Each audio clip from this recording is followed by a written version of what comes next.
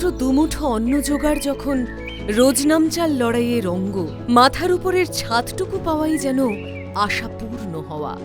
তবুও এগিয়ে চলায় বাধা আসতে দেয় না কিছু সংগ্রামী মা লক্ষ্মী।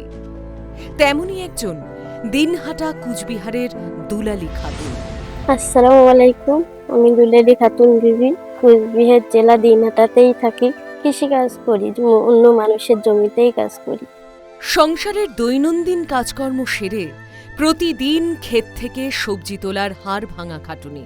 প্রাকৃতিক দুর্যোগে ধ্বংস হয়ে গেছে বাড়ির টিনের চাল, তাই নিজের বাড়িতে থাকার সৌভাগ্যটুকু হারিয়েছে দুলালী। পাড়ার লোকজনের বাড়িতে রাত কাটিয়ে জীবন চলছে তার। আমার ঘর বাড়ি নেই, আমার ঘরটা ভেঙে গেছে, তার জন্যই আমি অডিশনে নাম দিয়েছি, কিন্তু ভালো করে খাইতেই পাই না। কিন্তু এত কিছুর পরও নিজের জীবনকে থেমে থাকতে দেয়নি দুলালী।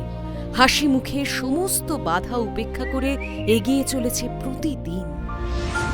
আর আমার একটা ছেলেই ছিল, 13 মাস বয়স, ওর খাইতে গিয়ে গলায় লেগে মারা গেছে।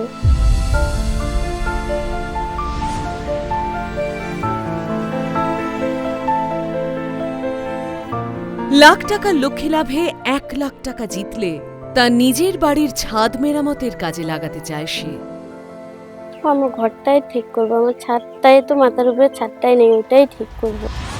তার এই স্বপ্ন কি পূরণ হবে লক্ষ্মী লাভের মঞ্চে? লাখ টাকার লক্ষ্মী লাভ সিজন 2 প্রতিদিন সন্ধ্যে 7টায় সান বাংলায়।